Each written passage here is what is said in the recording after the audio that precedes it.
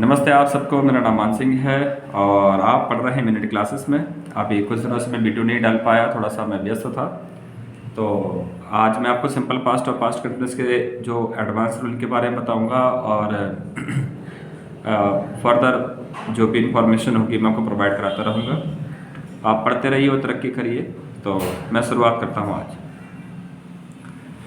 तो simple past और past continuous के बारे में बेसिक चीज़ें मैंने आपको बताई थी। ये बहुत ज़्यादा आसान होती है। सिंपल पास्ट क्या होता है मैंने आपको बता दिया था और ये बहुत बहुत बहुत ईजी होते हैं। इसकी अगर आपको इन्फॉर्मेशन चाहिए तो आप पढ़ लीजिएगा, मेरी प्रीवियस क्लास में मैंने इसके बारे में बताया है। तो जिस प्रकार प्रेजेंट टेंस में permanent activity, hobby, daily routine, schedule, time table को बताने के लिए प्रेजेंट इंडेफिनिट लगाते हैं, उसी प्रकार पास्ट टेंस में सबके लिए पास्ट इंडेफिनिट टेंस लगाते हैं। एग्जाम्पल है, देख लीजिए। He played tennis when he was at school. ये पास्ट की एक हॉबी है। वह टेनिस खेलता था जब वह कॉलेज में था। अगला है, when we studied in a primary school the classes started at 10 AM। ये शेड्यूल टाइम टेबल है।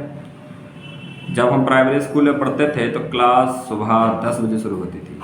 अगला रूल है, समय को दर्शाने वाले कुछ शब्द जैसे कि यस्टरडे है, लास्ट नाइट है, लास्ट वीक है, लास्ट संडे है, लास्ट ईयर etc का जब सेंटेंस में प्रयोग होता है तो वहाँ सिंपल पास्ट का यूज करते हैं। ये बड़ा ही आसान है, इसको देख लीजिए।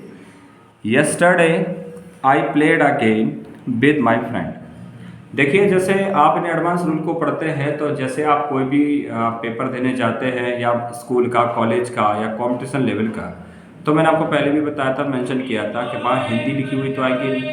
और अगर आपको वहाँ वर्ब भरनी है, सही फॉर्म भरनी है, तो उसके लिए इम्पोर्टेंट ये होता है कि आपको पता होना चाहिए कि किस प्रकार से इसको करना है। तो आपको याद इसमें ये रखना कि जहाँ पर यस्टरडे लिखा हो, लास्ट नाइट लिखा हो, लास्ट वीक लिखा हो, लास्ट संडे लिखा हो, लास्ट ईयर लिखा हो, वहाँ सिंपल पास्ट का यूज होता है।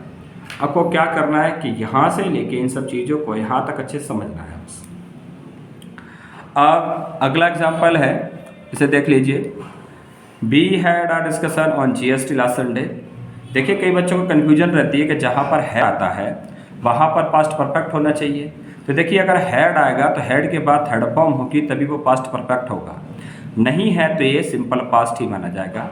अगर वॉजवर भी होता तो नहीं, हम सिंपल पास्ट में ही लिखते हैं, इससे आप बिल्कुल कन्फ्यूज मत होइए। जैसे मान लीजिए, अगर मैं कहूँ Akbar was a great king या Maharana Pratap was a great warrior, तो ये भी सिंपल पास्ट के ही सेंटेंस है, इसमें कंफ्यूज होने की नीड नहीं है। फिनिश्ड एक्शन के लिए जो कार्य पूरा हो गया है, अगर टाइम दिया जाए तो, जैसे मान लीजिए कोई काम पूरा हो गया और उसके साथ में कोई समय दिया जाए तो वहाँ सिंपल पास्ट, और अगर समय ना दिया गया हो तो वहाँ प्रेजेंट परफेक्ट लगाते हैं। ये रूल मैंने आपको बताया था। और ये मैंने किस में बताया था? ये मैंने आपको जब प्रेजेंट परफेक्ट पढ़ाए थे उसमें बताया था। फिर भी एक बार मैं आपको फिर बता देता हूँ। जैसे कि I have done my post graduation, ये तो सिंपल पास्ट में है क्योंकि इसमें समय नहीं दिया, सॉरी ये प्रेजेंट परफेक्ट में इसमें टाइम मेंशन नहीं है। और I did my post graduation in 2009, तो भाई इसमें समय मेंशन है तो ये सिंपल पास्ट में होगा, इसको ध्यान रखिए। एक और है, आई डू नॉट नो, मैं नहीं जानता, अबाउट द अदर प्लेयर, दूसरे प्लेयर के बारे में, but the captain went home 2 hours एगो, लेकिन जो कप्तान हैं वो 2 घंटे पहले क्या है, घर चले गए। यहाँ समय मेंशन किया गया है, सिंपल पास्ट का है। अगला रूल है, इसको ध्यान दीजिए। जिस प्रकार प्रेजेंट में स्टेट को बताने के लिए प्रेजेंट इंडेफिनिट लगाते हैं, उसी प्रकार पास्ट में पास्ट को बताने के या पास्ट की कोई हम एक्टिविटी स्टेट को बताते हैं तो वहाँ पर हम क्या लगाते हैं, पास्ट इंडेफिनिट लगाते हैं। जैसे कि आई believed that his story was true, मैं विश्वास करता था कि उसकी कहानी सच थी। I lived in Delhi 2 years ago, मैं 2 साल पहले दिल्ली में रहा करता था। एक बात और याद रखिए आप, जहाँ पर एगो लिखा होता है वहाँ सिंपल पास्ट का ही यूज होगा। अगला नियम है, इसको ध्यान दीजिए। एक्सपेक्टेशंस होते हैं तथा रियलिटी वाले वाक्यों को जब एज या देन से जोड़ते हैं तो एज और देन के बाद वाला जो सेंटेंस होगा वो सिंपल पास्ट होगा। This office is not so big as I expected, मतलब ये ऑफिस उतना बड़ा नहीं है जितना कि मैंने सोचा था। एज के बाद में यहाँ पे देखिए एज आई एक्सपेक्टेड लिखा हुआ है। He is older than I thought, मतलब जो मैंने सोचा था वो उससे ज़्यादा बड़ा है। तो जहाँ पर एज दे रखा हो, देन दे रखा हो और रियलिटी एक्सपेक्टेशंस वाली बात वहाँ पर आती है, उसके बाद जो सेंटेंस होगा वो सिंपल पास्ट का ही होगा। इसको आप याद रखिए। इसके बाद में ये आपका टेस्ट है। जो बच्चे एक टेंस को पढ़ रहे हैं, ये 15 नंबर का मैंने टेस्ट दिया है, इसको ध्यान से देख लीजिए आप लोग। आप कब से दिल्ली में रह रहे हो, तुम्हें कौन पढ़ाता है, स्कूल जुलाई में खुलेंगे, गीता कल सुबह घर जाएगी, वह आदमी सबसे झूठ बोलता है, शोर मत करो बैठ जाओ, रामू 1970 से स्कूल चला रहा है, मैं आपको बचपन से जानता हूँ, वह लड़की जो दूसरी पंक्ति में बैठी है मेरी बहन है, वह हर बात पर अपनी चलाता है, क्या वह आज शाम घर आ रहा है, राधा क्या पका रही है चावल या दाल, तुमने यह सब कैसे किया है।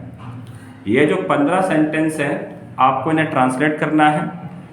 मैं आपको एक वीडियो कल ही डालूंगा, उसमें मैं इन सब के आंसर भी बताऊंगा कि इनमें आपको कैसे कैसे बनाना था, इनके क्या रूल हो सकते हैं, और आप फिर चेक कर लीजिएगा कि आपके कितने ठीक है। जिन लोगों के पास मेरा पर्सनल नंबर है या फिर जो बच्चे मेरे यहाँ पढ़ते हैं, मुझसे कनेक्टेड है, जो वीडियो को देख रहे हैं, वो हमें ये सब ट्रांसलेट करके व्हाट्सअप भी कर सकते हैं। मैं फिर से अपना एक बार नंबर मेंशन कर देता हूँ। मेरा नंबर मैंने पहले भी मेंशन किया है, मैं दोबारा से मेंशन कर देता हूँ। ये मेरा नंबर है, अगर आप चाहो कोई भी क्वेरी है तो आप यहाँ पूछ सकते हैं। साथ में अगर आप इन्हें ट्रांसलेट कर लेते हैं तो आप मुझे व्हाट्सअप भी कर सकते हैं। तो आज की वीडियो में इतना ही रखता हूँ। थैंक यू वेरी मच, और अच्छे से पढ़ते रहिए, तरक्की कीजिए।